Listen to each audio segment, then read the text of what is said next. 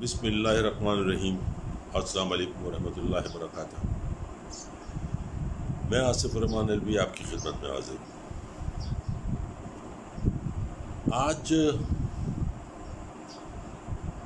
Corona اور corona کے اثرات اور اس کے ساتھ وہ ذخیرہ اندوز، وہ منافع خور، وہ تاجر برادری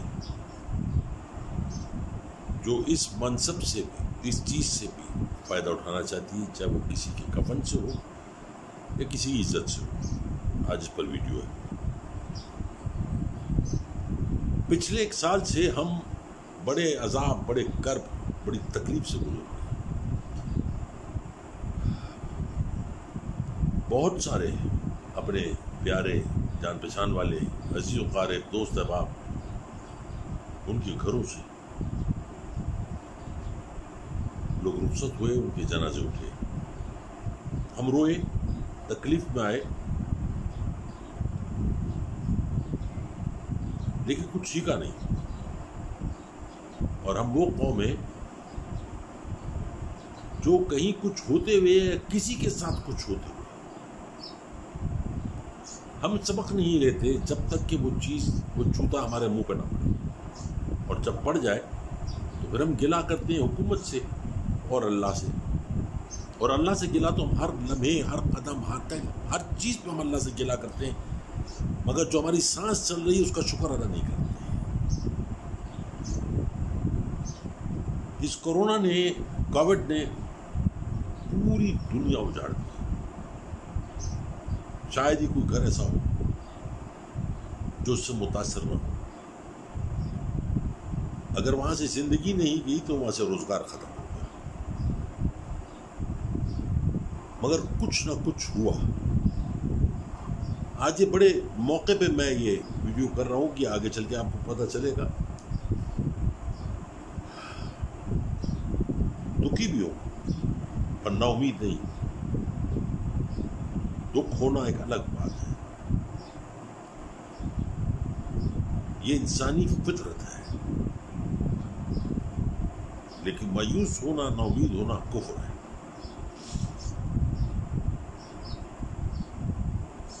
ہمارے ہاں کچھ بھی ہو، حادثہ ہو، کچھ بھی ہو، اس پہ سیاست کرنا اولین فرائض میں سے ایک فرض ہے۔ میں تمام پارٹیوں کو کہہ رہا ہوں، شمول مذہبی پارٹیوں کو، تنظیموں کو، اس وقت لوگوں کے آنسو پوچھنے، ان کے گھر میں رزق پہنچانے، ان کے ساتھ چلنے، ان کے ساتھ کھڑے ہونے کے بجائے صرف ایک انسان ہے جس کے خلاف آپ کھڑے ہیں، لڑ رہے ہیں، اور آپ اس کو جہاد کہتے ہیں۔ عمران خان، لڑو، تمہارا ذاتی مسئلہ ہے، مرو، مارو، لیکن یہ مت کہو کہ ہم ہوں تو یہ ہوگا، اور ہم ہوتے تو یہ ہوتا۔ تم پچھلے 35-40 سال سے ہو تھے، اور تم نے جس جگہ لا کے آج ہم کو کھڑا کر دیا وہ کرونا سے بھی بدتر تھا۔ تو کرونا تو اللہ کی طرف سے ایک آزمائش ہے، ایک امتحان ہے، سزا بھی ہے، اور اللہ تعالیٰ کو رحم آتا ہے اپنے بندوں پہ، اپنے پیارے نبی حضرت صلی اللہ علیہ وسلم کی امت پہ، انسانیت پہ، اور پھر وہ اس وبا سے آپ کی جان چھڑا دیتا ہے۔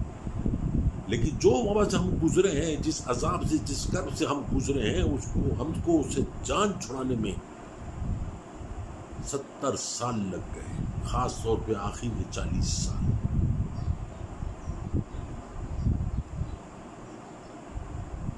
ہم نہیں سدھرے، اور سدھرنا بھی نہیں چاہیے، کیونکہ ہم سب کے مفادات ایک دوسرے سے جڑے ہوئے ہیں۔ حرام کھانے والوں کے حرام کھانے والوں کے ساتھ، کمانے والوں کے ساتھ، حلال کھانے والوں کا حلال کے ساتھ، جس میں میجورٹی حلال کھانے والے ہیں۔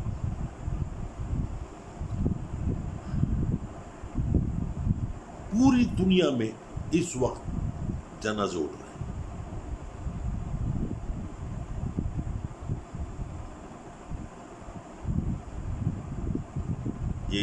یہ بھی ایک حقیقت ہے کہ اللہ کا بہت بڑا احسان ہے اس کا کرم ہے کہ ہم کو مسلمان گھرانے میں پیدا کیا،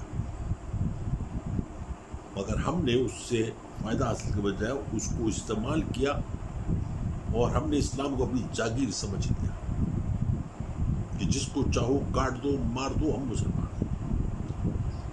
ہم سے کئی گنا زیادہ پوری دنیا میں کورونا پھیلا ہوا ہے۔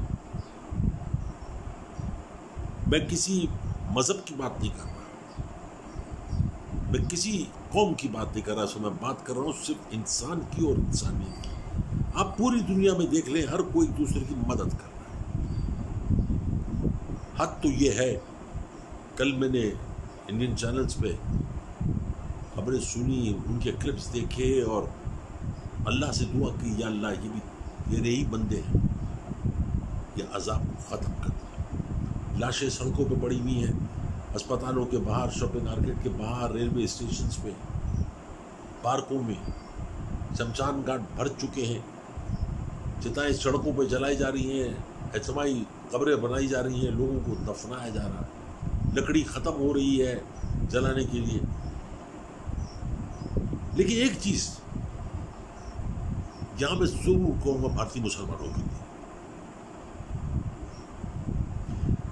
انہوں نے ہم جیسے لوگوں کی طرح نہیں سوچا کہ انہوں نے ہمارے ساتھ دہلی میں کیا کیا، انہوں نے ہمارے سری لنکا میں کشمیر میں کیا کیا، انہوں نے ہمارے ساتھ 70 سال سے کیا کر رہے ہیں، انہوں نے کیا کیا کیا نہیں کیا، وہ جانے اور ان کا خدا جانے۔ لیکن وہ کھڑے ہوئے اپنے پیارے نبی حضور صلی اللہ علیہ وسلم کی امت میں سے کھڑے ہو کر انہوں نے یہ ثابت کیا کہ ہم اس کے ماننے والے ہیں، ہم اسی کے عاشق ہیں، ہم عاشق رسول ہیں۔ انہوں نے خون دیا، انہوں نے پلازما دیا، انہوں نے روٹی اپنی باٹی آدھی کری، لوگوں کے ساتھ بانٹا، لوگوں کے گھروں میں گئے، لوگوں کے ساتھ کھڑے ہوئے۔ انہوں نے اپنے کردار سے ثابت کیا کہ میرا پیارا نبی حضور صلی اللہ علیہ وسلم کیا چاہتے تھے، اللہ کیا کیا کہنا ہے، قرآن میں کیا لکھا ہے، یہ صرف انہوں نے ثابت کیا۔ اور ہم لوگ کیا کر رہے ہیں؟ کرونا پھیل گیا، اسپتالوں میں جگہ نہیں ہے، بستر نہیں ہے، یہی موقع ہے کمانے کا، کما لو اور اپنے ساتھ اپنے بچوں کو ساتھ لے کے قبروں کے اندر گھس جاؤ اور جہنم میں جلو ساری زندگی، ساری یعنی کہ آپ نے جو آخری امید ہوتی ہے جس پہ اللہ قادر ہے، ہر چیز پہ اللہ قادر ہے، لیکن ہوا، آکسیجن، اس تک کو سلنڈروں میں بند کر کے جو 7,000 روپے کا سلنڈر تھا آج آپ اس کو 25,000 روپے کا دے رہے ہیں ایک سلنڈر۔ اور وہاں کے ایک مسلمان نے 1 کروڑ روپے کے سلنڈر ڈونیٹ کر دیے بھارت کے۔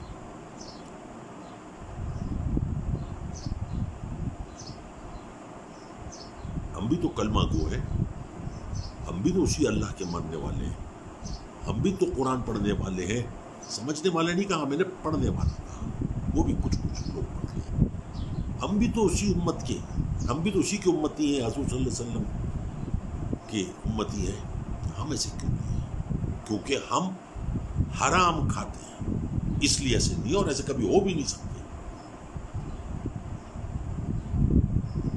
آج دستے گرما ہونے کا وقت نہیں تھا، لیکن پیپلز پارٹی ہو، نون لیگ ہو، کوئی بھی پارٹی ہو، JUIF ہو، ANP ہو، نام لیتے ہوئے مجھے کرات آتی ہے کہ یہ لوگ حرام کھانے والے لوگ حلال کی بات کریں تو دل کرتا ہے کہ نیچے سے جوتا اٹھا کے اپنے منہ پہ مارو کہ کمبخت تم سن کیوں رہے ہو، ان کی مجبور ہیں، کانوں میں سیسا تو نہیں پگھلا کے ڈال سکتے۔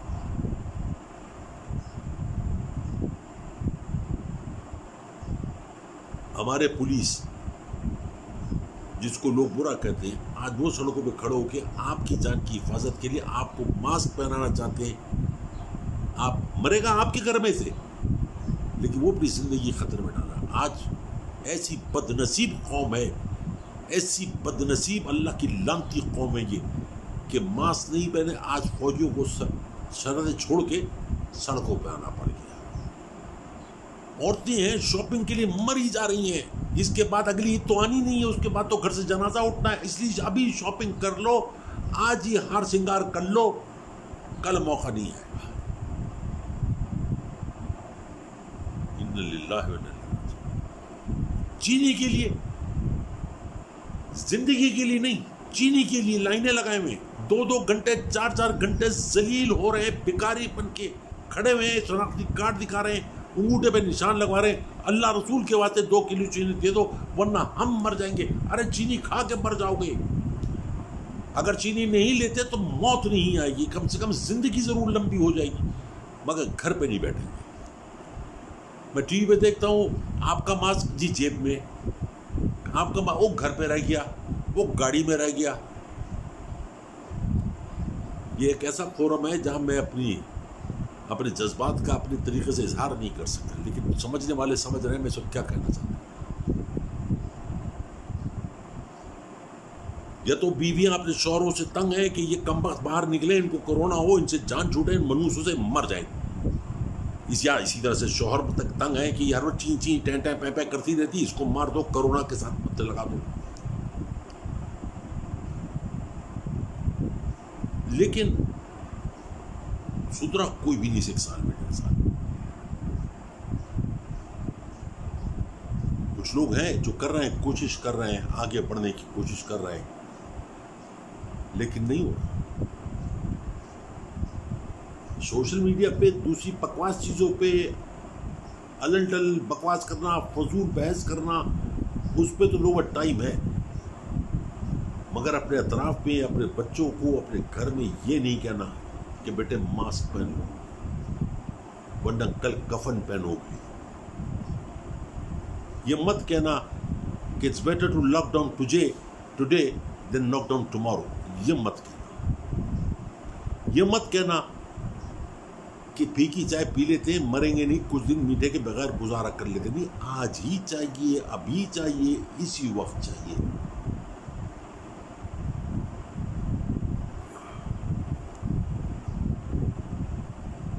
تاجر ہیں وہ کہتے ہیں مرتے ہو مر جاؤ، دکانیں بند نہیں کریں گے، کاروبار چلتا رہے گا.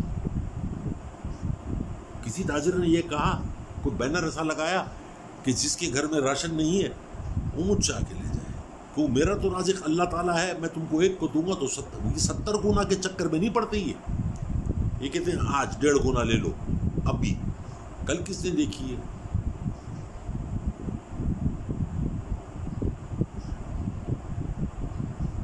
عجیب لوگ ہیں.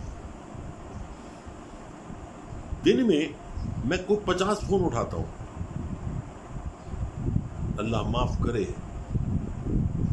جس میں سے 35 فون ہوتے ہیں جو کہتے ہیں دعا کریں میرے گھر میں، میری والدہ کو، میرے بھائی کو، میرے بیٹے کو، میرے باپ کو، میرے شوہر کو، میری خالہ کو، پھپھی کو، میرے داماد کو، میری بہو کو کورونا ہو گیا، مگر ماسک نہیں پہننا، میک اپ خراب ہو جائے گا. ویسے ہی کون سا میک اپ ہے، میک اپ ہی کر کے تو تم لوگ، ورنہ تھوبڑیاں دیکھو جا کے.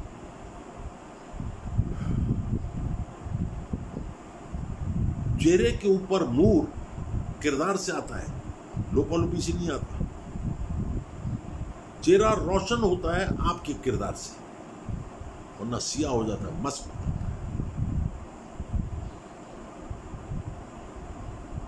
ہم ذاتی طور پہ جو انسان ہیں، خاص طور پہ پاکستان کے، وہ خاص طور پہ ہم ایمان والے خود غرض ترین لوگ ہیں.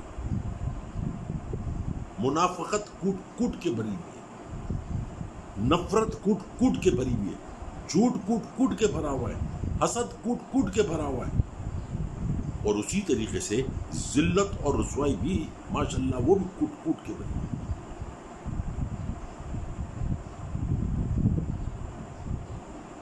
میں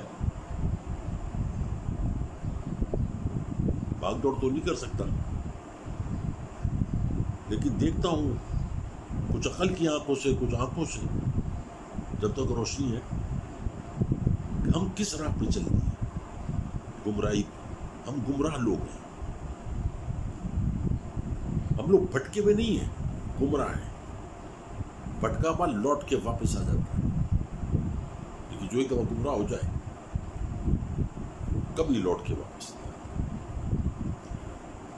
ایک بات یاد رکھنا، جیسے تمہارے جانے والے واپس نہیں آ سکتے ایسے تم بھی جا کے واپس نہیں آؤ گے، لیکن تاریخ میں لکھا جائے گا کہ ایسی بد نصیب قوم ہے، نہ بولتے ہوئے سوچتی ہے نہ چلتے ہوئے دیکھتی ہے۔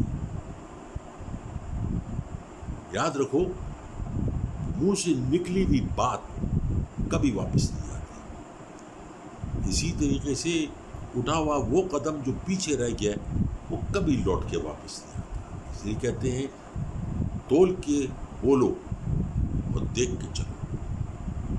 نہ ہم تول کے سوچ کے بولتے ہیں، نہ ہم دیکھ کے چلتے ہیں، کیونکہ جب ہم غلط بات منہ سے نکال لیتے ہیں تو ذلت رسوائی ہم کو گلے لگاتی آگے، اور جب ہم بغیر دیکھے چلتے ہیں اور راستہ بھول جاتے ہیں تو ہم گمراہی اور بدنامی کا راستہ پکڑ لیتے ہیں۔ میں کیا کر سکتا ہوں؟ میں صرف سمجھا سکتا ہوں، چیخ سکتا ہوں، گڑگڑا سکتا ہوں اور کہہ سکتا ہوں۔ میں یہ نہیں کہہ سکتا کہ اللہ میری قوم کو ہدایت دے، وہ میں نہیں کہہ سکتا۔ ہدایت اسی کو ملے گی جیسا کہ قرآن میں لکھا ہے، جیسا کہ میرے اللہ نے کہا، ہدایت اسی کو ملے گی جو مجھ سے مانگے گا۔ میرے تیرے کہنے سے ہدایت نہیں ملتی کسی کو۔ جو اپنے گھر میں جنازہ دیکھ کے جس کو ہدایت نہیں مل رہی، اس کو میرے کہنے سے یا آپ کے کہنے سے کیا ہدایت ملے گی؟ یہ تو بہت لمبا ٹاپک ہے، چلتا چلائے گا، چلتا چلا جائے گا، لیکن میں کورونا کی خاص بات بتاؤں، اللہ کے عذاب کی۔ یہ آخری بات ہے، اس کے بعد میں اپنے بچوں سے مخاطب ہوں گا۔ کوئی بھی وبا جب آتی ہے تو کہا جاتا ہے اس علاقے سے مت نکلو، اس علاقے میں مت جاؤ۔ یہ بھی ایک جہاد ہے، اور وبا جو ہے وہ صفائی کرتی ہے۔ آج میرے قوم کے بہت سارے لوگ، میری قوم، میرے بچے آج بڑے نا امید ہوں گے، ان سے مخاطب۔ میرے چہرے سے دیکھو، میں بھی تمہاری طرح ایک انسان ہوں، لیکن میں نا امید نہیں ہوں۔ میں اسی لیے آج یہ بات کہہ رہا ہوں تم سے کہ کورونا صفائی کرتا ہے۔ کورونا یہ نہیں دیکھتا کہ یہ بادشاہ ہے یا فقیر، یہ وزیر ہے یا غریب، یہ استاد ہے یا شاگرد، یہ مرد ہے یا عورت، یہ بوڑھا ہے یا جوان، یہ بچہ ہے یا بچی، یہ شوہر ہے یا بیوی۔ یہ جو کرونا ہے، یہ جو وائرس ہے، یہ جو بھی ہے، یہ وبا، یہ صرف اپنا کام کرتا ہے، آگے بڑھتا ہے، صفائی کرتا ہے۔ کوئی بھی وبا ہو، کوئی پیراڈائمک ہو، صفائی کرتا ہے اور کچرا پیچھے چھوڑتا ہوا چلا جاتا ہے۔ آج کی تاریخ میں کورونا اب تک لوگوں کے گھروں میں تھا، دفتروں میں تھا، سڑکوں پہ تھا، بازاروں میں تھا، شاپنگ مارکیٹ میں تھا، حجام کی دکان پہ تھا، قصائی کی دکان پہ تھا، موچی کے پتاڑے پہ تھا۔ مگر آج یاد رکھنا میری بات، آج کورونا عدلیہ میں گھس گیا، اعلیٰ عدلیہ، اوپر سے صفائی ہوتی ہے۔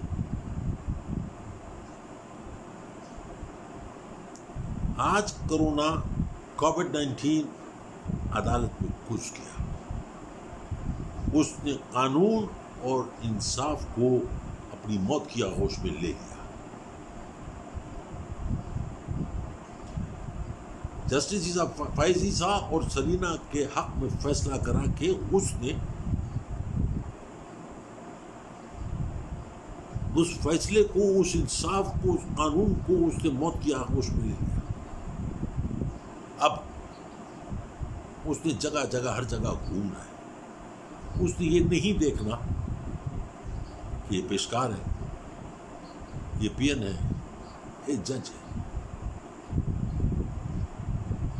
آج وہ عدالت میں گھس گیا۔ پھر میں کہتا ہوں میرے بچوں، اوپر آسمان کی طرف دیکھو، اس کا انصاف کرنے کا طریقہ یہ الگ ہے۔ وہ کہتا ہے نا کہ میں تم کو اولاد دے کے بھی آزماتا ہوں، اولاد لے کے بھی آزماتا ہوں، تمہارے ماں باپ تم سے لے کر تم پر احسان کرتا ہوں۔ ایسی سوچنے والی بات ہے۔ جانتے ہو اس کے مفہوم، اس کے معنی کیا ہے؟ کہ تم سے تمہارے ماں باپ لے کے تم پر احسان کرتے ہیں، کیونکہ جب وہ بوڑھے ہو جاتے ہیں، وہ باپ جو جوانی میں ایک لوہے کی چادر بن کے تمہارے اوپر سایہ بن جاتا ہے، بارش، دھوپ، پانی، سردی، گرمی سب سے تم کو بچاتا ہے، وقت کے ساتھ ساتھ اس چادر میں جب زنگ لگ جاتا ہے، اس میں کئی سوراخ ہو جاتے ہیں، تو وہ چادر، وہ سایہ تمہارے ناکارہ ہو جاتا ہے، اس کو تم پھینکنا چاہتے ہو۔ تم کو اس گناہ کرنے سے بچانے کے لیے اللہ تعالیٰ تمہارا احسان کرتا ہے کہ تمہارے ماں باپ تم سے لے لیتا ہے۔ وہ بوڑھی ماں جو تمہارا گومت کرتی ہے ساری زندگی، وہ تم کو اپنے سینے سے لگا کے رکھتی ہے، اور جب وہ بستر پر پڑ جاتی ہے،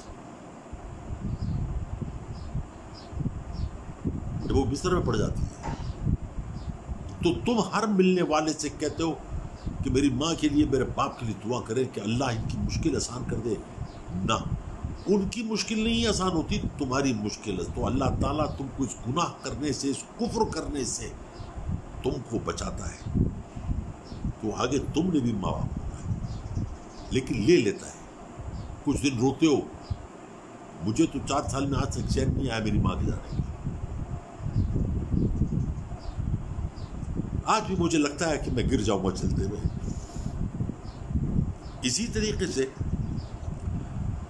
وہ آزماتا ہے، اس کا اپنا ایک انداز ہے، اس کا اپنا طریقہ کار ہے، وہ مالک ہے۔ آج اس نے کورونا کو اس بلڈنگ میں، اس عمارت میں، پتھروں کی اس عمارت میں کورونا کو داخل کر دیا۔ وہ بھی سوچتا ہوگا کہ جس کو میں نے اس منصب پہ بٹھایا جہاں میں بیٹھا ہوں، اوپر فیصلہ کرنے والا، اور یہ کیسے فیصلے کر رہا ہے، تو اس کا اب اپنا انداز ہے۔ اس لیے مایوس مت ہو۔ میں پھر کہتا ہوں، چہرے پہ اپنے مسکراہٹ لاؤ، زندگی موت اللہ کے ہاتھ میں، لیکن کچھ فیصلے اللہ تعالیٰ پھر اپنے ہاتھ سے کرتا ہے تاکہ تاریخ میں 200-400 سال زندہ رہیں وہ فیصلے، لوگ ذکر کریں، لوگ غور کریں، لوگ فکر کریں۔ عمل نہیں کرتے، اس لیے آج میری بات لکھ لو، کورونا بادشاہ اپنا کام شروع کر دیا اس نے، اب وہ فیصلے کرے گا اور کوئی نہیں فیصلہ کرے گا۔ یہ تھی آپ لوگوں سے بات۔ میں اپنے بچوں سے مخاطب ہوں، اور میرے پیارے بچوں، کہتے ہیں کہ جو سب سے خوبصورت رشتہ ہوتے ہیں جو خون کے بنے ہوئے ہوتے ہیں، ماں کے پیٹ سے جو رشتے پیدا ہوتے ہیں وہ وہی رشتے ہوتے ہیں۔ بالکل صحیح کہا۔ ہمارا آپ کا رشتہ کچھ بھی نہیں، لوگ کہتے ہیں،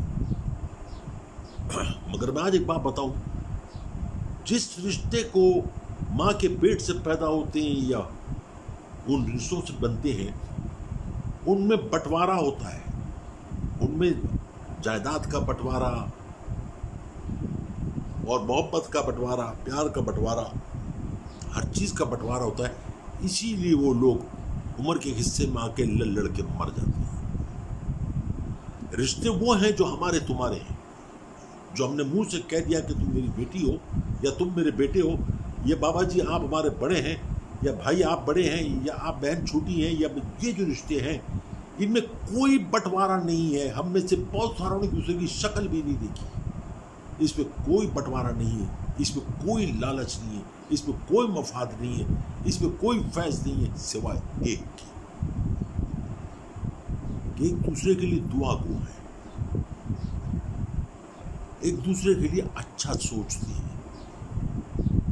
اسی طریقے سے تمہارا اپنے ملک کے ساتھ بڑا گہرا رشتہ ہے، اس کے لیے اچھا سوچو، اس کے لیے اچھا کرو، اور اسی کے لیے لڑو، باقی کسی کے لیے اجازت چاہوں۔ بہت سارا پیار، بہت ساری محبت، اپنی دعاؤں میں یاد رکھیے گا۔ زندگی رہی تو انشاءاللہ کل پھر ملاقات ہوگی۔ السلام علیکم ورحمۃ اللہ وبرکاتہ۔